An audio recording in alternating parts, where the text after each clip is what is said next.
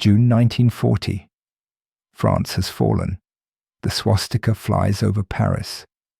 Across the English Channel, 21 miles of grey water separate Adolf Hitler from total victory in Western Europe.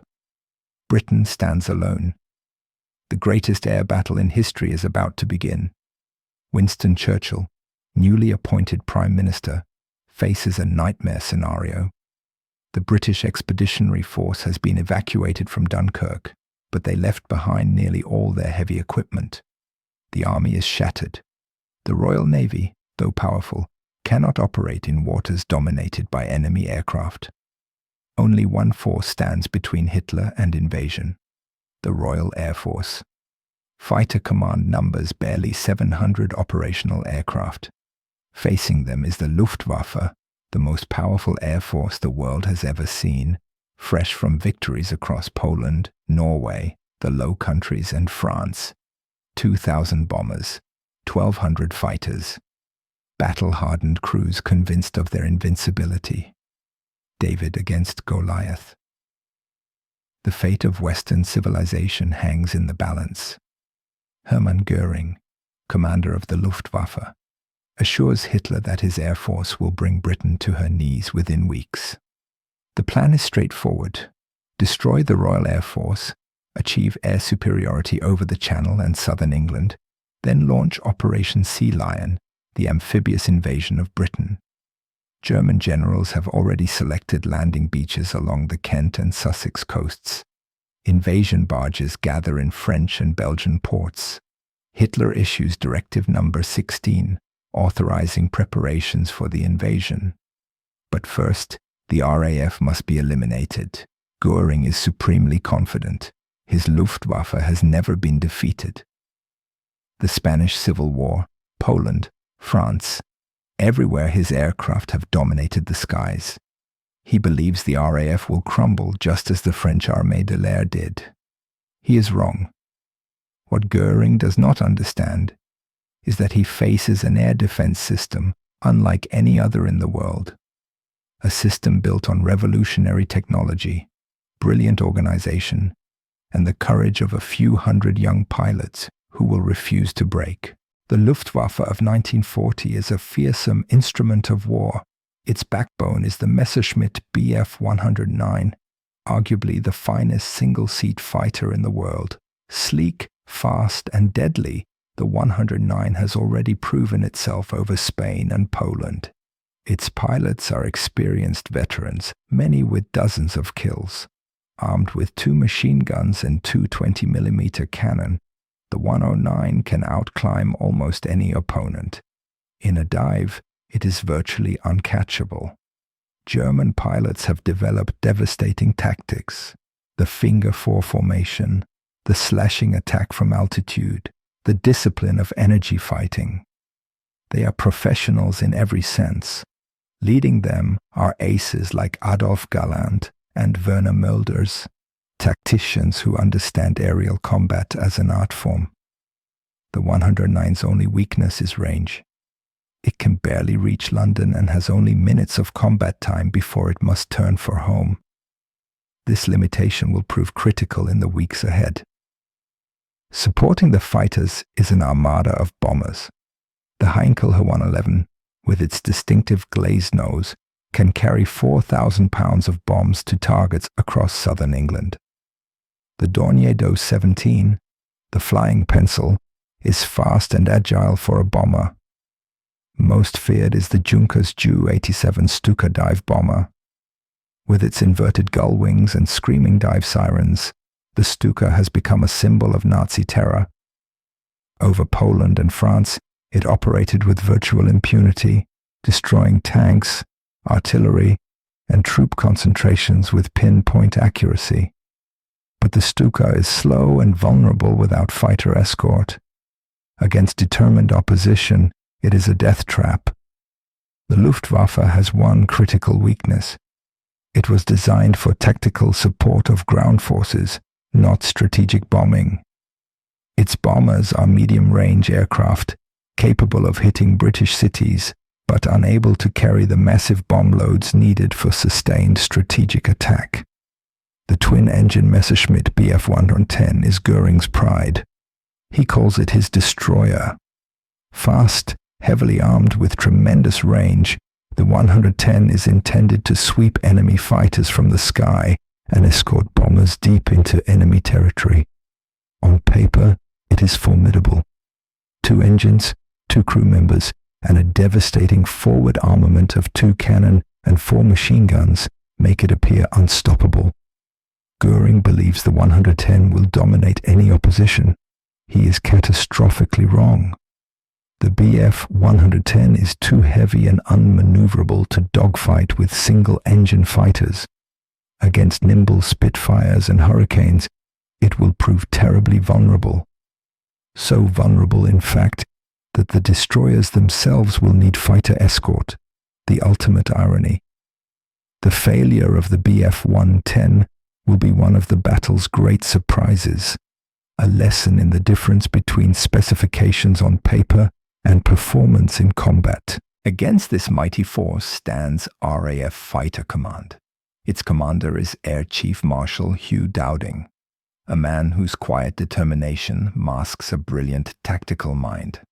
Dowding is not a charismatic leader. He is careful, methodical, and stubborn. His pilots call him Stuffy. But Dowding understands air defense as no one else does. For 4 years, he has built an integrated system of detection, communication, and response. He has fought against the demands of politicians who wanted to send his precious fighters to France. He has husbanded his resources, knowing this battle was coming. Now, his foresight will save Britain. Dowding knows he cannot win by destroying the Luftwaffe. He is too outnumbered. He must simply survive. If Fighter Command remains operational, Germany cannot invade. Every day the RAF exists is a day Britain remains free. His strategy is defense in depth, conservation of force and patience. He will trade space for time and let the enemy exhaust himself. Fighter Command's primary weapon is the Hawker Hurricane. Sturdy, reliable, and stable, the Hurricane is the workhorse of the RAF. It is not as fast or glamorous as the Spitfire, but it is easier to build, easier to repair, and easier to fly. It can absorb tremendous punishment and keep flying. Its 8 machine guns can shred a bomber in seconds. 2/3 of all German aircraft destroyed during the battle will fall to Hurricanes. The Hurricane's fabric-covered fuselage and thick wings make it forgiving for inexperienced pilots. It can operate from grass airfields, be repaired with basic tools, and return to combat within hours. The pilots who fly it love it for its honest, predictable handling. In the chaos of a dogfight, these qualities can mean the difference between life and death. The Hurricane will never receive the fame of the Spitfire, but it is equally deserving of glory. The Supermarine Spitfire is the thoroughbred of Fighter Command. Its elliptical wings and sleek lines make it one of the most beautiful aircraft ever built. But beauty is not its only virtue. The Spitfire can turn inside a Bf 109, match it in speed, and outperform it at high altitude. Its design allows continuous improvement. Throughout the war, the Spitfire will be upgraded again and again, remaining competitive to the end. In 1940, the Spitfire MKY is marginally inferior to the Bf 109E in some respects, superior in others. The 2 aircraft are remarkably well matched. What matters most is the pilot, the tactics, and who sees whom first. German pilots learn to respect the Spitfire. The call Achtung, Spitfire becomes a warning that sends formations scattering. The aircraft becomes a symbol of British resistance, an icon of defiance. German propaganda will claim Spitfires destroyed when Hurricanes did the shooting. Nobody cares. The legend of the Spitfire is born. Britain possesses a secret weapon that will prove decisive: radar. The chain-home system consists of massive steel towers along the coast, transmitting radio waves that bounce off approaching aircraft and return to receivers. operators can detect enemy formations over France while they are still forming up. This early warning gives Fighter Command 15 to 20 minutes to scramble, climb to altitude, and position for interception. Without radar, defenders would be caught on the ground or forced to fly endless exhausting patrols. The technology is primitive by later standards. Operators must interpret fuzzy blips on cathode ray tubes. But the Women's Auxiliary Air Force personnel who man the stations become remarkably skilled at estimating altitude, direction, and numbers. The Germans know about the towers, but fail to understand their importance. They will attack the radar stations early in the battle, but give up when the towers prove hard to destroy. This is a catastrophic mistake. Radar is only part of the system. Information must flow from detection to decision to action. Dowding has created a revolutionary command and control network centered on Fighter Command headquarters at Bentley Priory. Here, in an underground operations room, data from radar stations, observer corps posts, and radio intercepts flows to a massive plotting table. WAF's push markers representing friendly and enemy formations across a map of southern England. Controllers watch from a balcony above, directing the battle like chess masters. Information flows down to group headquarters, then to sector stations, which scramble and direct individual squadrons. The entire system operates in near real time. A raid detected over France can have Spitfires climbing to meet it within minutes. Nothing like this exists anywhere else in the world. It is Dowding's masterpiece, and it will save Britain. The pilots who fly the fighters are astonishingly young, average age 23. Many are just out of school. They come from Britain, from the Commonwealth, and from occupied Europe. Polish pilots, burning with hatred for the Nazis who destroyed their homeland, will become some of the most successful. Czech, Belgian, and French pilots fight on, refusing to accept defeat. American volunteers, officially neutral, but unable to stay out of the fight, cross the Atlantic to join. They are called the few. Churchill's phrase will immortalize them. But they are in fact many. Nearly 3,000 pilots will fly for Fighter Command during the battle. 1 in 5 will not survive. They live on the edge of exhaustion, flying 4, 5, 6 sorties a day. They sleep in their flight gear, eat sandwiches in cockpits, and drink too much at night to quiet the nerves. Many are dead before their 21st birthdays. The battle begins in July over the English Channel. The Luftwaffe attacks British shipping convoys, trying to draw Fighter Command into combat over water, where rescue of downed pilots is difficult. These early clashes are probing attacks, testing British defenses and giving German pilots experience against the RAF. The fighting is vicious. Convoys creep through the narrow waters under constant attack, while destroyers and Spitfires try to protect them. Ships burn and sink. Aircraft spiral into the sea. Pilots bail out and wait in their dinghies for rescue, hoping the right side finds them first. These weeks are a warm-up, but casualties mount quickly. Both sides learn hard lessons. The British discover that warning time over the Channel is too short. The Germans realize their bombers are more vulnerable than expected. The Stuka's limitations become apparent when several are shot down in flames. Air Vice Marshal Keith Park commands 11 Group, responsible for the defense of London and southeast England. Park is a New Zealander, a former Gallipoli soldier turned fighter pilot, and a brilliant tactician. His pilots will bear the brunt of the battle. Park operates from Uxbridge in an underground bunker where he can watch his squadrons displayed on the plotting table. He must decide when to scramble, which squadrons to commit, and which to hold in reserve. Every decision matters. Scramble too late, and the bombers get through. Commit too many fighters, and there is no reserve if a second raid comes in. Park micromanages the battle, often calling sector controllers directly. His relationship with 12th Group to the north becomes strained. They believe Park is fighting the wrong way, refusing to use massed formations. This dispute will have lasting consequences. By the end of July, both sides are taking each other's measure. German intelligence badly underestimates British fighter strength, believing the RAF to be weaker than it actually is. They do not understand the radar system or the organization behind it. They think destroying a few squadrons will collapse the defense. British intelligence, aided by ultra-decrypts from Bletchley Park, has a better picture of German intentions. But this advantage is limited. Ultra cannot reveal when and where specific raids will come. What has become clear is that this will not be a quick victory for either side.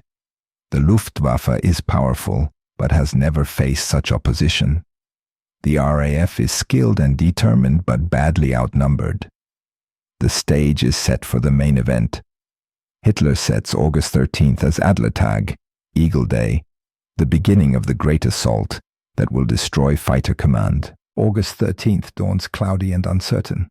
Goering postpones Eagle Day, but communication failures mean some units do not receive the recall. The assault begins in confusion. Unescorted bombers attack airfields and are savaged by waiting fighters. The Luftwaffe loses 45 aircraft to the RAF's 13. It is not an auspicious beginning. Over the next 2 days, the Germans throw everything they have at southern England. The sky fills with aircraft. Condensation trails crisscross overhead as fighters twist and dive. The crack of cannon fire and the thunder of Merlins echo across the countryside. On August 15th, the Luftwaffe launches its maximum effort, nearly 1,800 sorties. Every unit is committed. Bombers come from Norway, attacking northeast England, only to be massacred by squadrons they did not know existed. Goering loses 75 aircraft. It is the hardest day of the battle. But Goering has drawn the wrong lesson.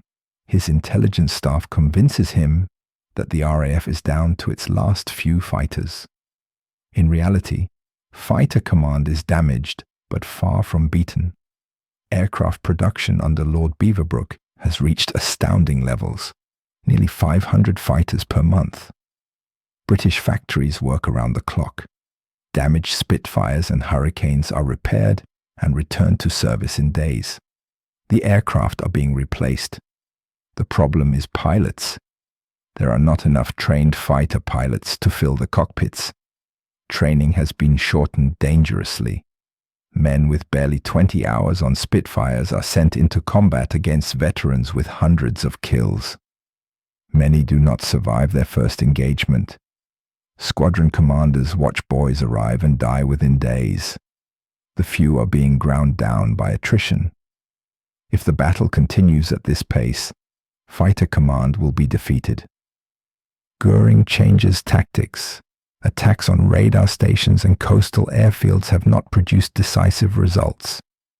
Now the assault focuses inland, on the sector stations that control the fighters: Biggin Hill, Kenley, Hornchurch, North Weald.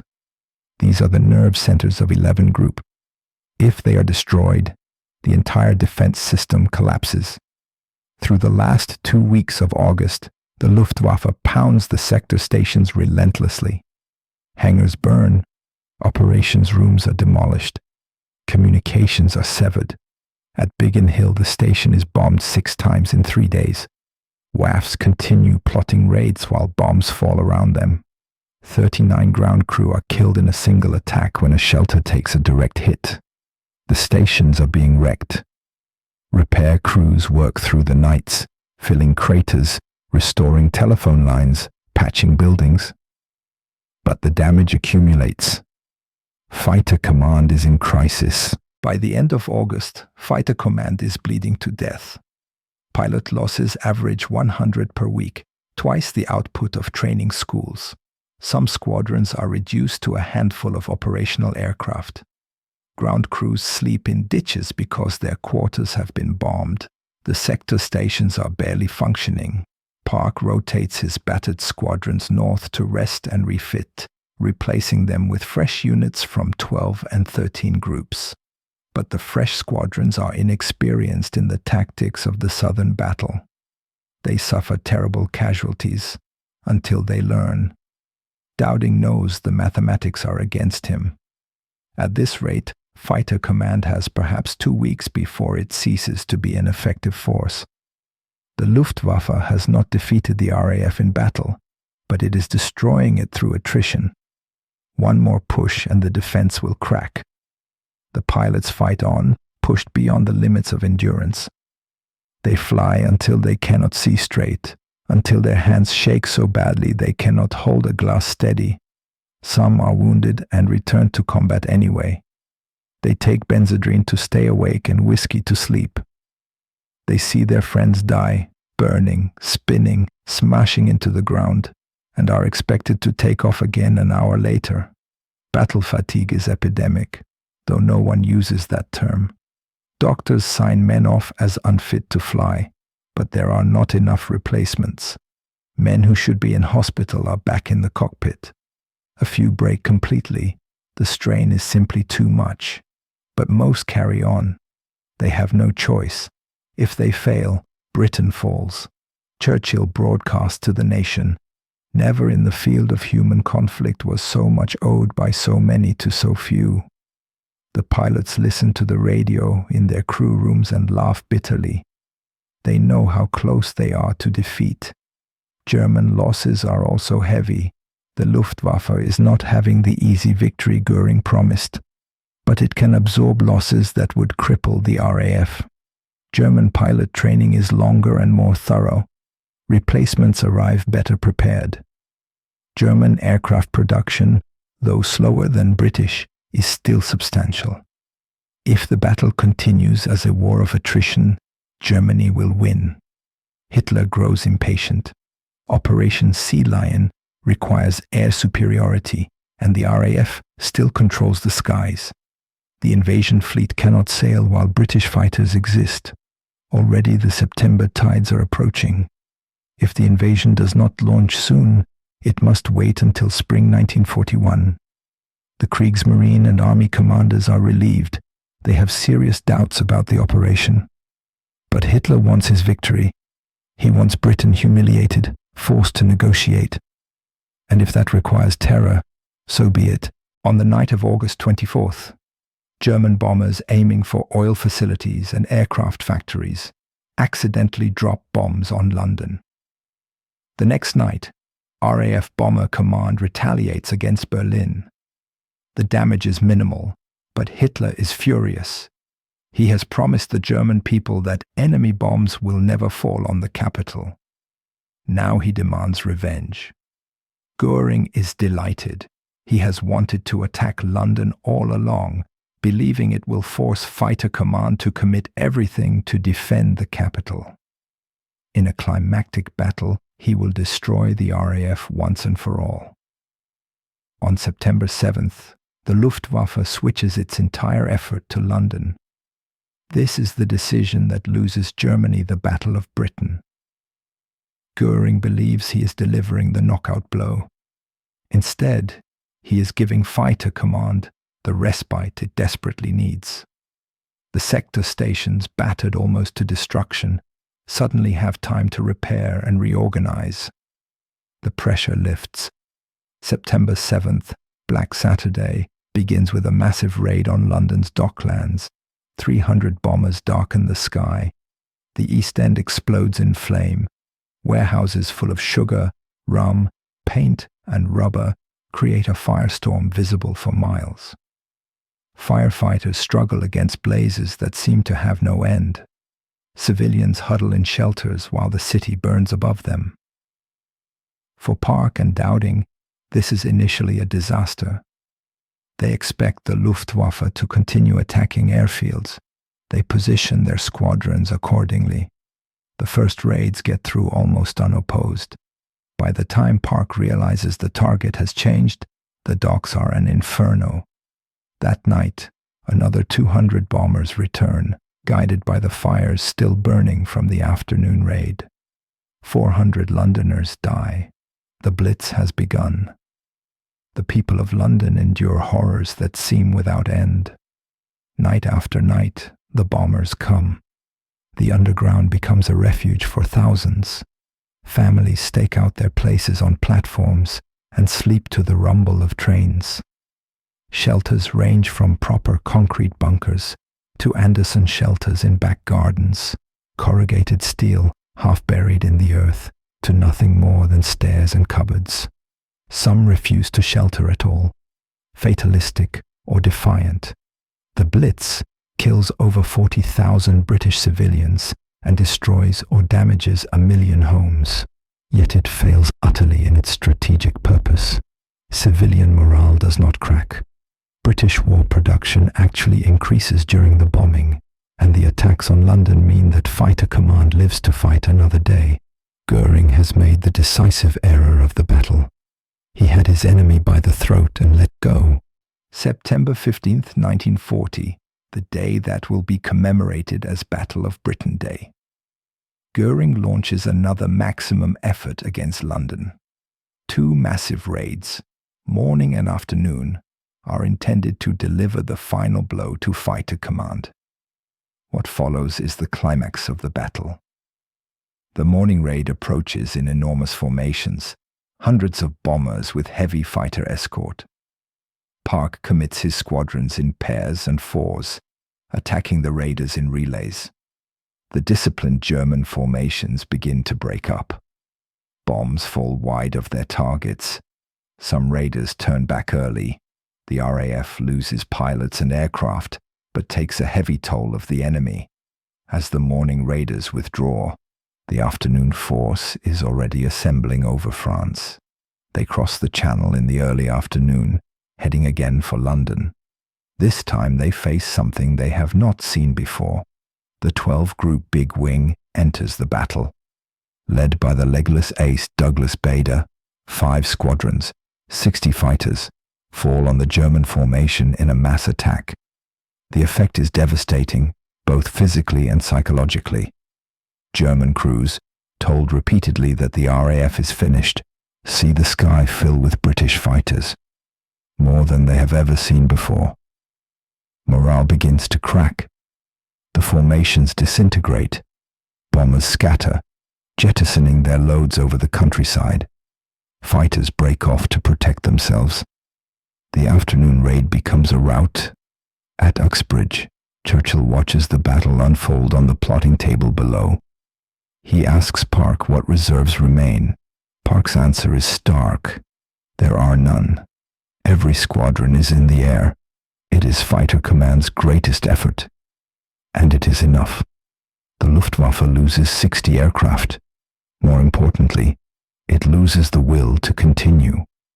German pilots return to their bases in France, shaken and disillusioned. They were promised the RAF was destroyed. Instead, they faced more fighters than ever. The losses are unsustainable. Morale plummets. Crews begin to doubt their commanders, their intelligence, their prospects for victory. 2 days later, Hitler postpones Operation Sea Lion indefinitely. The invasion barges disperse. The immediate threat to Britain has passed. The Battle of Britain is won. The RAF has not destroyed the Luftwaffe. Both sides will rebuild and fight again. But Fighter Command has achieved Dowding's objective. It has survived. As long as the RAF exists, Britain cannot be invaded. The Channel remains a barrier that German ground forces cannot cross. For the first time in the war, Hitler has been stopped. The myth of Nazi invincibility is broken. The daylight battle is over, but the Blitz continues. Through the autumn and winter of 1940-41, the Luftwaffe attacks British cities by night. London endures 57 consecutive nights of bombing. Coventry is devastated in a single raid that kills over 500 and destroys the medieval cathedral. Bristol, Birmingham, Liverpool, Manchester, Southampton, Plymouth. The bombers range across the country, killing civilians and wrecking homes. Night defense is almost impossible. British night fighters lack airborne radar. They cannot find the bombers in the dark. Anti-aircraft guns blaze away, but rarely hit anything. Their main value is psychological, reassuring civilians that someone is shooting back. The only real defense is the spirit of the people who refuse to be terrorized.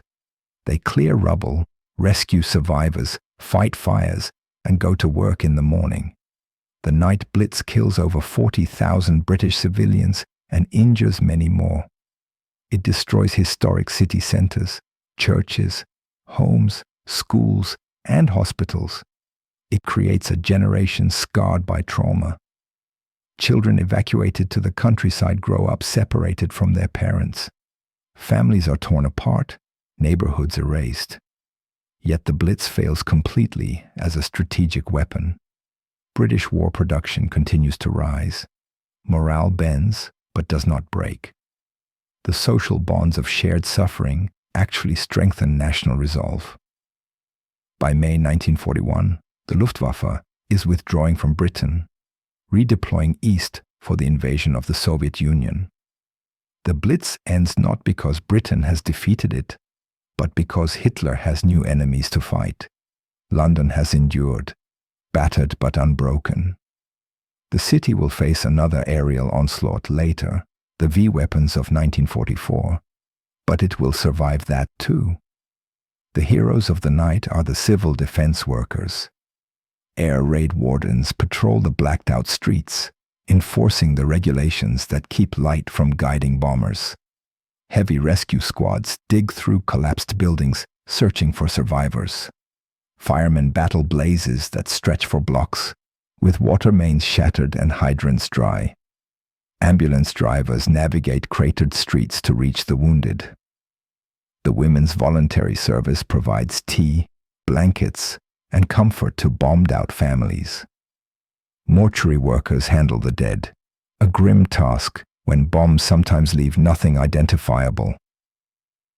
These civilians do not wear uniforms or carry weapons, but they are as essential to Britain's survival as the fighter pilots. Their courage receives less recognition, but without them the home front would have collapsed. The Battle of Britain is the first major German defeat of World War II. Its consequences are immense. Britain remains in the war, providing a base for the eventual liberation of Western Europe. The Royal Navy continues to blockade Germany, strangling its economy. British intelligence, including Ultra, provides vital information to the Allies. American aid flows to Britain, and eventually America itself enters the war. None of this happens if the Luftwaffe wins in 1940. A German-occupied or neutralized Britain changes history completely. The Soviet Union faces Germany alone, without Lend-Lease, without the threat of a second front, without strategic bombing of German industry. The outcome of the war might be very different. The few do not merely save Britain, they save the possibility of Allied victory. The cost is high. 544 fighter command aircrew are killed during the battle. Another 800 are killed flying for bomber and coastal commands.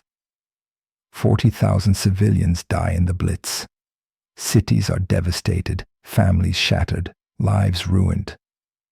The survivors carry scars, physical and psychological, for the rest of their lives. Many of the pilots who survived 1940 die later in the war. The odds are simply too long. Of the nearly 3,000 who fly for fighter command during the battle, fewer than half survive the war. The squadrons that fought in the summer of 1940 are decimated by 1945, but they are not forgotten. Every September 15th, Britain remembers Battle of Britain Day. The few take their place alongside Trafalgar and Waterloo in the national memory. They earn that place. The aircraft they flew become legends. The Spitfire continues in service until 1954, constantly improved, eventually unrecognizable from the 1940 original. The hurricane fades from memory unfairly, overshadowed by its more glamorous stablemate. Both are preserved in museums and private collections, some still flying. The sight of a Spitfire overhead still stirs British hearts 80 years later. The sound of a Merlin engine is unmistakable, evocative, and emotional. The pilots themselves become national treasures. In their later years, they are honored with medals, titles, and parades. They give interviews, write memoirs, attend reunions, growing fewer each year as time claims them. The last of the few will not be with us much longer. When they are gone, we will have only their story.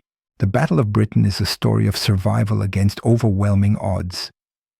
A small island nation, standing alone, facing the most powerful military machine in the world. Young pilots, outnumbered 3-1, flying to the edge of exhaustion day after day. A defense system built on revolutionary technology and the insight of one stubborn commander. Cities burning, but civilians refusing to break. This is the David versus Goliath narrative, and it is true. But it is also more complicated. Britain won because it had radar, because it had Dowding and Park, because its factories outproduced German ones, because its pilots fought over home territory where they could be rescued and returned to combat, because Goering made catastrophic strategic errors. Courage alone is not enough to win battles, but without courage, nothing else matters.